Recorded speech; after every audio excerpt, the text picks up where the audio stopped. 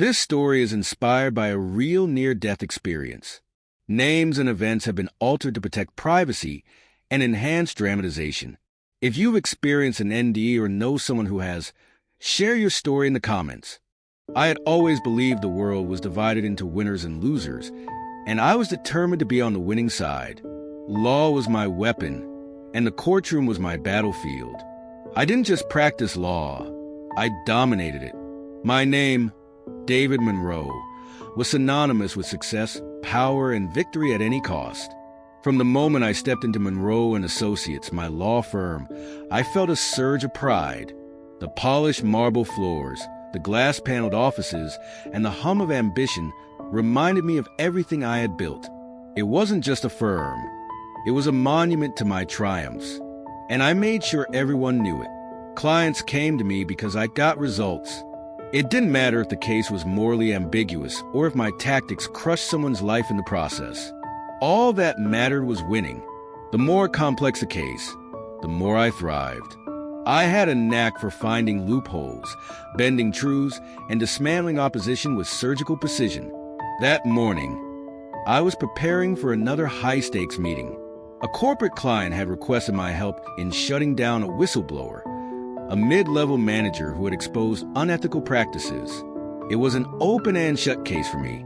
I knew how to discredit witnesses, manipulate narratives, and spin the law in our favor. My assistant, Claire, entered my office with a stack of papers. She placed them on my desk without a word, her usual bright demeanor replaced by something guarded. "The briefing for the Peterson case," she said curtly. I barely glanced up. "Good. Make sure the deposition is airtight. I don't want any surprises." She hesitated, and for a moment, I thought she was going to say something. Instead, she nodded and walked out. I didn't have time to dwell on her mood. I had a client to protect and a reputation to maintain. The meeting with the client was as straightforward as I expected. I assured him that the whistleblower wouldn't stand a chance, detailing the strategies I would use to undermine their credibility. He nodded approvingly, his confidence in me unshaken. As I left the conference room, I crossed paths with one of my associates, Peter, a young lawyer I had mentored, or more accurately, molded in my image. He looked at me with the same mix of admiration and fear I had come to expect from my employees. "Good luck in court today, Mr. Monroe," he said, his tone eager to please. I smirked. Luck is for the unprepared, Peter. Learn that. Peter chuckled nervously as I walked away, my mind already on the next challenge. I didn't notice the tension in his shoulders or the way his smile faded as soon as I was out of sight. I was too consumed with myself to see the cracks forming in the world I had built. That evening, as I worked late in my office, the sound of raised voices broke my concentration. At first, I ignored it, assuming it was some minor dispute among the staff. But the voices grew louder, and then I heard my name. Curiosity and irritation got the better of me. I stepped out into the hallway, where I saw a man arguing with security. He was disheveled, his face flushed with anger, and his eyes locked on me the moment I appeared. "You!" he shouted, breaking free from the guard's grip. "David Monroe, you ruined my life." I recognized him immediately. Mark Henderson, a former client who had been on the losing end of a settlement case. He had come to me for help, but when the case became too messy, I had dropped him without hesitation. It was nothing personal, just business. "What do you want, Henderson?" I asked, keeping my tone calm but firm. "What do I want?" he echoed, his voice trembling with rage. "I want my life back. You told me you'd fight for me, but all you cared about was your precious reputation. You left me with nothing." The guards moved to restrain him again, but he lunged forward, his hand reaching for me. I stepped back instinctively, but I wasn't fast enough. His fist connected with my jaw, sending me stumbling into the wall. The impact rattled me. But before I could react, Henderson grabbed me by the collar. "You think you're untouchable," he spat, his face inches from mine. "But you'll pay for what you've done." The next moments were a blur. The guards pulled him away, their shouts mixing with his curses. My head throbbed, and I leaned against the wall, trying to steady myself. The world seemed to tilt, and suddenly, my legs gave out. The last thing I heard before everything went dark was the sound of Henderson's voice fading into the chaos. Then there was silence, deep, all-encompassing silence. When I opened my eyes, I wasn't in my office or a hospital room. Instead, I found myself standing in a vast, ethereal courtroom. It stretched endlessly in all directions, with walls made of shimmering, translucent light that seemed to pulse gently, as if alive. The air was heavy with an unspoken gravity, a weight that pressed against my chest and made it hard to breathe. The bench where the judges sat towered above me, impossibly high. Their forms were indistinct, glowing figures that radiated authority and wisdom. They didn't have faces, but somehow I could feel their piercing gaze, as though they saw everything about me, my thoughts, my past, my flaws. I tried to speak, to demand an explanation, but no words came out. My voice felt stolen, silenced by the overwhelming presence of this place. Instead, a deep, resonant voice filled the courtroom, speaking directly into my mind. David Monroe, you stand here not as a lawyer, but as the accused. Before I could process the statement, a figure appeared in the witness box. It was Paul Henderson, the man who had attacked me, but he didn't look the same. Here, he was whole, calm, and composed, his eyes filled not with anger but with sorrow. "Paul," I managed to croak, my voice trembling. He didn't respond to me. Instead, he addressed the glowing judges. "David Monroe promised to help me," Paul said, his voice steady but laced with pain. "He took my case, assured me of victory, but when things got difficult, he abandoned me. I lost everything, my home, my business, my dignity." His words hit me like a physical blow. I wanted to argue, to explain that it wasn't personal, that it was just how the system worked. But deep down, I knew those excuses wouldn't hold here. The judges remained silent, their light flickering slightly as they absorbed his testimony. Paul turned to me, his expression filled with disappointment. "You didn't just fail me, David. You didn't even try." As his words echoed through the courtroom, the light around him dimmed and he vanished.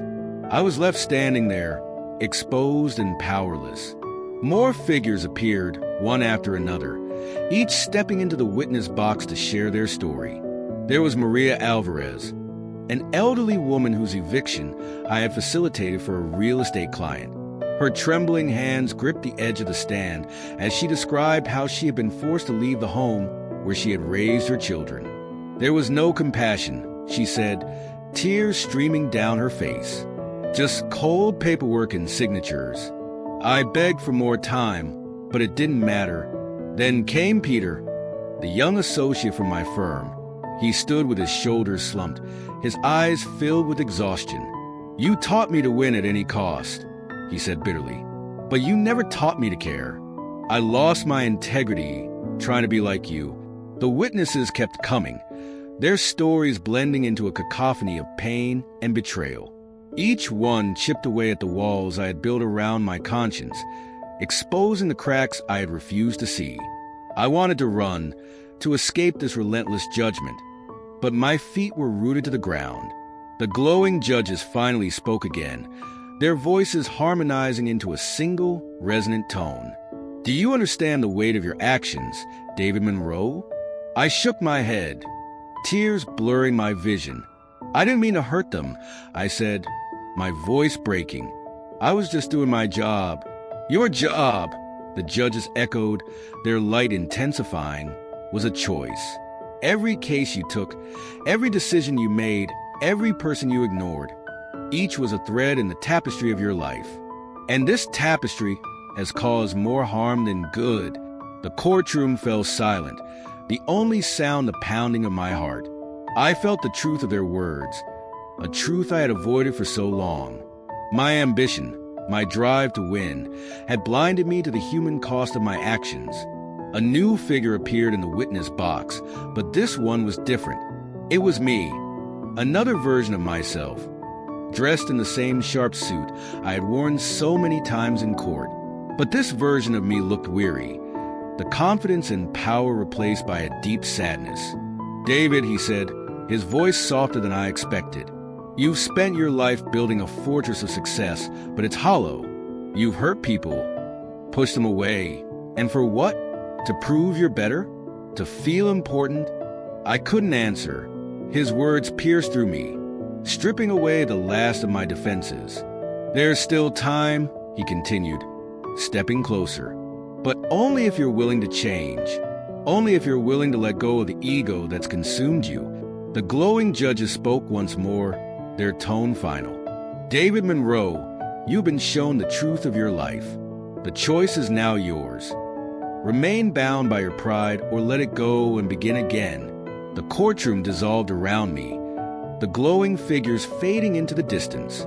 I felt myself being pulled downward, back toward the world I had left behind. As the light dimmed, one last thought echoed in my mind. Humility is the path to redemption. I woke not with a gasp, but with a quiet awareness that I was still alive.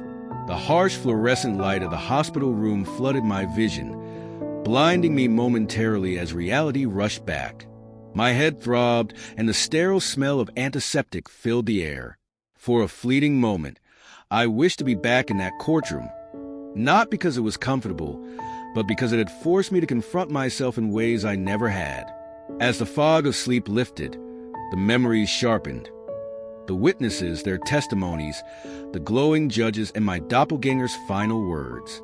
They had stripped me bare, exposing the truth I had avoided for so long. My ego wasn't just my driving force, it was my prison. A nurse entered the room, clipboard in hand, her demeanor brisk but kind. "Mr. Monroe, good to see you awake. You've had quite the ordeal." I nodded weakly, my throat dry. "What happened to Henderson?" I managed to croak. "He's in custody," she replied. "Security restrained him after the incident.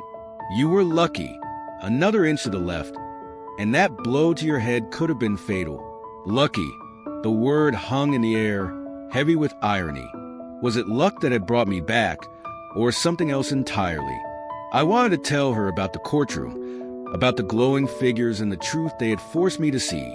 But how could I explain something so surreal, so impossible? Instead, I nodded and closed my eyes, retreating into my thoughts. Over the next few days, as my body healed, the memories of the ND consumed me. Each testimony replayed in my mind with vivid clarity. Paul's betrayal, Maria's tears, Peter's disillusionment. Their faces were etched into my memory, a constant reminder of the lives I had disrupted in my pursuit of power. I thought of the courtroom's question, "Do you understand the weight of your actions?" At the time, I hadn't been able to answer. But now, lying alone in that hospital bed, the answer was undeniable. I had built my career on the backs of others, using their pain and vulnerability as stepping stones to success. I had justified it as part of the job, a necessity in the cutthroat world of law. But the truth was simpler and far uglier. I had been selfish. On the fourth day, there was a knock at the door. I expected a nurse or perhaps my assistant, Claire. Instead, it was Peter, the young associate who had idolized me, or at least the version of me he thought I was. "Peter," I said, my voice tinged with surprise. "What are you doing here?" He hesitated at the doorway, clutching a small bouquet of flowers. "I heard what happened," he said, stepping inside. I wanted to check on you." I gestured for him to sit, though I could see the tension in his posture. He placed the flowers on the bedside table and looked at me, his expression conflicted. "I've been thinking a lot," he began, his voice careful, "about everything you've taught me, about how you always said winning is all that matters." I nodded, guilt coiling in my chest. And I don't know if I believe that anymore," he admitted, his voice trembling slightly. "I've been doing what you told me, pushing, fighting, cutting corners, but it doesn't feel right. I thought I wanted to be like you, but now, I'm not so sure." His words stung, not because they were harsh, but because they were true. He had been following my example, and I had led him astray. "Peter," I said, my voice heavy with regret, "I'm sorry. For everything. For teaching you the wrong lessons. For being someone who valued results over people. I've been wrong about a lot of things." He looked at me, his expression softening. "You really mean that?"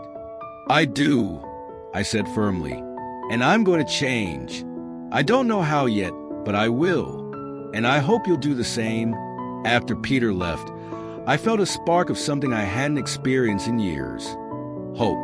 It was fragile, tenuous, but it was there. The courtroom's message echoed in my mind. Humility is the path to redemption. Humility. The word felt foreign, almost laughable. I had spent my entire career avoiding humility, equating it with weakness. But now, it seemed like the only way forward. I began to reflect on the moments in my life where I had chosen pride over connection. I thought of Maria's eviction, of Paul's ruined life, of Angela's accusations during our last family dinner. Each memory was a thread in the tapestry the glowing judges had spoken of, a tapestry woven with pain and arrogance.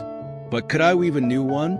Could I create a life defined not by ambition, but by integrity? That evening, as the hospital settled into its usual quiet, I received a message from Claire. It was a simple text, but its contents shook me. I've been offered a job at another firm. They value people over profits. I'm leaving Monroe and Associates. I stared at the screen, the weight of her words sinking in. Claire, my most loyal assistant, was leaving, and I couldn't blame her. She had been my witness, my confidant, and my accomplice in so many decisions. But now, she was choosing a different path. And so would I. By the time I was discharged from the hospital, my mind was made up. I couldn't undo the past, but I could shape the future. The courtroom had given me a second chance. Not just to live, but to live differently. My first act as a lawyer would no longer be about winning at any cost. Instead, I would seek justice, true justice, for my clients, for the people I had wronged, and for myself.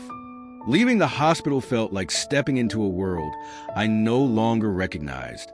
The streets, the people, the noise, all of it seemed distant, as if I were watching from behind a glass wall. My body was healing, but my mind felt fractured, caught between the life I had lived and the life I now needed to create. The courtroom's words haunted me. Humility is the path to redemption. But what did humility look like for someone like me? How did I reconcile the damage I had done, the lies I had appended, with the opportunity to change? My first step was the hardest. Reaching out to Paul Henderson, the man whose fury had nearly ended my life. I tracked him down through his last known address, a modest apartment building in a part of town I had never visited. It was a stark contrast to the luxury I had surrounded myself with, and just being there felt like stepping into a different reality. When Paul opened the door, his expression shifted from surprise to anger in an instant. "What are you doing here?" he demanded, his voice low and tense. "I'm here to apologize," I said, my voice steady despite the tightness in my chest. "And to listen, if you'll let me." He crossed his arms, leaning against the doorframe. "Listen? You want to listen now? After everything you did? After you threw me away like garbage?" His words stung, but I didn't flinch. "You're right," I said quietly. "I did. I made decisions that hurt you and your family, and I can't undo that. But I'm here because I want to make amends. I want to understand the damage I caused so I can try to fix it." For a long moment, Paul just stared at me, his jaw tight.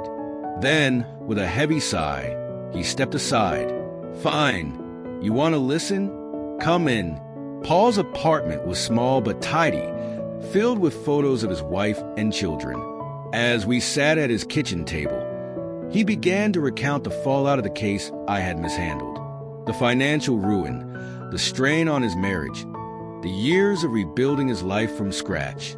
Every word felt like a knife, cutting through the facade I had built around myself. "I trusted you," he said, his voice trembling with emotion. "You were supposed to fight for me, but you didn't care. You were too busy protecting your reputation." "I'm sorry," I said, my throat tight. "I don't expect you to forgive me, but I want to do whatever I can to help, to make things right." Paul leaned back in his chair, his eyes narrowing. "And how exactly do you plan to do that?" It was a question I didn't have a clear answer for yet, but I promised him that I would start by covering the debts he had incurred because of the case. It was a small step, but it was something. After my meeting with Paul, I began reaching out to others whose lives I had affected. Maria Alvarez, the elderly woman I had evicted, was next. When I found her, she was living in a small retirement home, surrounded by the warmth of other residents, but still bearing the scars of losing her family home. She didn't greet me with anger like Paul had. Instead, her expression was one of quiet sadness. "Why now?" she asked softly as we sat in the home's common room. "Why do you care all of a sudden?" "Because I should have cared back then," I admitted. "I was wrong, Maria. I put profits above people, and I'm trying to change that. I want to help you, if you'll let me." Her gaze softened, though skepticism lingered in her eyes. "Words are easy, Mr. Monroe. What matters is what you do next." Back at Monroe and Associates, the atmosphere had shifted. My absence during recovery had left a power vacuum, and whispers of dissatisfaction among the associates had reached my ears. Peter, once my protege, now led a quiet movement advocating for more ethical practices within the firm. Instead of pushing back, I joined him. In a meeting with the senior partners, I laid out a plan to restructure our operations, focusing on fairness and integrity over aggressive tactics. The proposal was met with resistance. After all, the firm's success had been built on the very practices I was now rejecting. But I stood my ground. "This isn't just about changing the firm," I said. "It's about doing what's right. We have a responsibility to our clients, our employees, and the communities we serve." Some partners walked away from the table that day, unwilling to adapt, but others stayed, and together, we began the slow process of redefining what Monroe and Associates stood for. As the weeks passed, I started to see the impact of my efforts. Paul's debts were cleared. Maria received financial support to improve her living situation, and the firm began taking on pro bono cases for underprivileged clients. The changes were small, but they were real, and they gave me hope that I was moving in the right direction. One evening, I received an email from Peter.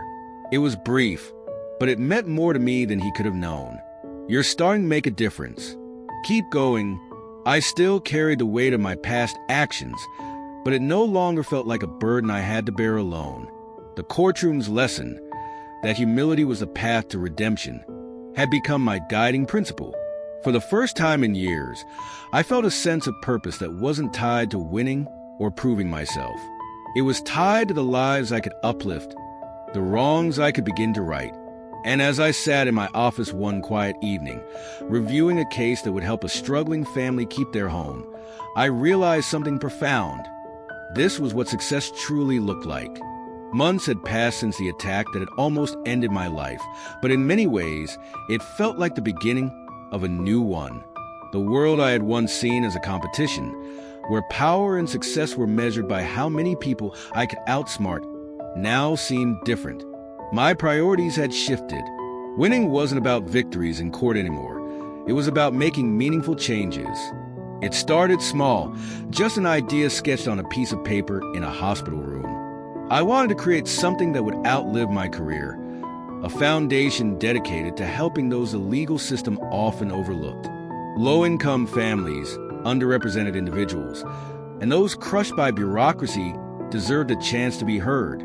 I had the resources, the connections, and now, finally, the will. I launched the Monroe Foundation with the money I had once hoarded for personal luxuries. At first, my peers called it a PR stunt, a way to repair my damaged reputation. But I didn't care. For the first time in years, I wasn't acting for anyone's approval but my own.